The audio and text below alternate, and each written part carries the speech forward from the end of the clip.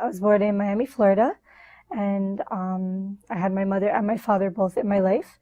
When I was around 4 years old, my mother, she went her way, and my father was a single parent to me and my brother, my younger brother. And the lifestyle in Miami, it was very, um, it was hard. My dad was, he was around, but he wasn't around, and we were in moving from place to place, and you never, it wasn't, there was no stability there, because he had to work all kinds of hours to take care of the both of us. And we came to Toronto, and my dad had a brain aneurysm in '98, and things became a little bit more stable. I had my father's family in our lives, and Toronto was very different from Miami. But my dad, mashallah, he's a very family-oriented person. He's very grounded. He's very open-minded because he came here when he was such a young, at a young age. And it was interesting. Like I said, when I came from Miami to Toronto is when we kind of learned more about our father's side. My grandmother, his brother, his sister, they live here in Toronto, and my father, and myself and my brother and my uncle were the only ones there. My mom was gone, like I said, when I was 4, so I didn't really know too much about her at all. We never talked about her until like maybe 2 years ago. But it was nice coming here. You got the sense of family. You got the sense of, I mean, having the different kind of cooking and religion. Like my father's Jewish, so here and there for high holidays we'd go to the temple. I didn't have a religion, right? Like I just did what my father's family did, which was go to the synagogue on only high holidays. They do a Friday night, like it's called a Shabbat dinner. So we did that, which was a sense of being together with the family. But religiously, I didn't know too much. I didn't really understand too much. Nothing was ever explained. And because I wasn't actually considered a Jew in Judaism, because my mother's not Jewish, I never went to like a Hebrew school or ever went to any kind of classes or anything like that. I never converted. I had a fear when I was younger of death. And when my father was sick, I was 9, 10 years old.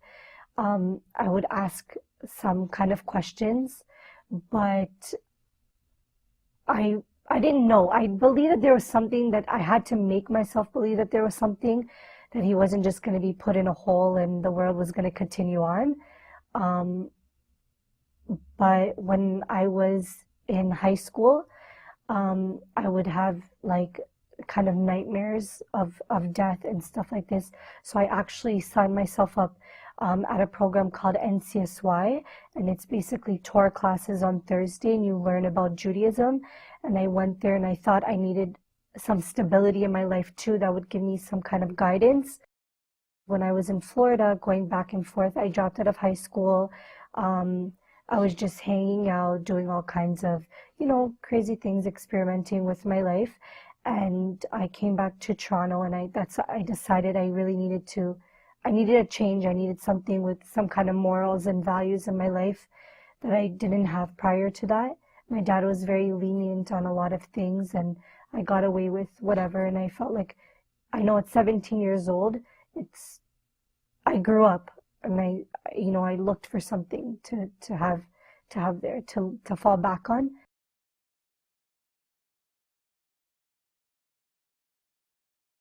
We learned about Judaism and stuff like that, but it never stuck with me. I wasn't serious. And then I met a sister in high school. They moved from Scarborough to North York, and it was her sister, and her brother. And they would speak to me. Like I asked, why do you cover your hair? Like I'm Persian, but my dad is Jewish, and stuff like this. And she spoke to me about Islam, and my brother-in-law also, you're in high school, guys talk to girls and whatnot, but he wouldn't talk to me. Like I would ask him questions and he would kind of shrug it off and he wouldn't answer me. And then someone told me, oh, because Muslim guys, they don't talk to girls. It's a part of their religion. You shouldn't communicate. One thing leads to another. And I was like, wow, it's blown out of the water. Like it was such like a level of respect that maybe I wasn't getting before. So he took me to Islamic Foundation Masjid, and I went there for a conference they had for like reverts and converts, and I heard like some brothers and sisters' stories, and I was already leading. I had learned a lot. I was already leaning towards it, and in March of 2005, the end of March, is when I took my shahada for Islam. Like I believed it 150%. Like it was in my heart. It was something that I couldn't deny. It was there, and I was 17 years old, and my life changed from there. I saw things differently. I treated myself differently. I had more respect for myself. I had more respect for my father, for my family. Growing up without a mother, it was very hard for someone to give you boundaries and rules, and my father was always working, and I took things I think a lot more serious. I got back into school, and I had respect, like I said, for my body, for myself, for my mind, for what I believed. I stood up for something for the first time that was real. I learned a lot from Islam just because it wasn't really just a religion, it was a way of life. And my teacher saw like an improvement in me, my family saw an improvement in me, and my grandmother was really the only one that was very upset with my conversion. The world changed for me really like at such a young age, and then not too long after that, my father was leaving the country, and I had gotten married, and it was about a year later, and I moved out on my own with my husband, and I started working, and I was still in school. When I first became Muslim, it was a high for me. It was something like I lived for. I could go to the mosque. I felt, like the Islamic community, they kind of took you in.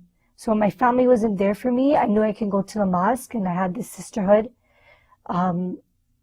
I had the P4E, and I had the P4E there. I can go there. I met so many people, and you just learn. Like every day is a new learning experience. You're never really stagnant. Whether you fall or whether you continue, you're always learning, right? And I'm so young. I'm not even 22 yet. And I feel I have so much more like to gain from Islam. P4E is really about brotherhood and sisterhood for new Muslims. I had a time when I was very depressed, and there were so many things that I was lacking with in my life that were, I was slacking on my religion, and I was able to go there and be straightforward and say, look, Allah is my creator, but at the same time, right now I need someone that I'm able to turn to that's going to be there for me. And they were there for me. And they are there for me. To this day, I'm just getting through a divorce. And alhamdulillah, I know that at any time I'm able to come here, sit with a sister, a new sister, an older sister from whatever, wherever. And, I feel like I'm at home. I feel like I'll be okay.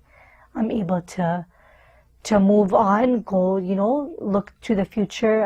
They're there to help me set goals for myself. And you know what? Like whatever I need that I can do for myself, that's not a religious thing, they're there for me. La ilaha illallah, la ilaha illallah, la ilaha illallah, la ilaha illallah. لا إله إلا الله يا ربي خذ بيدي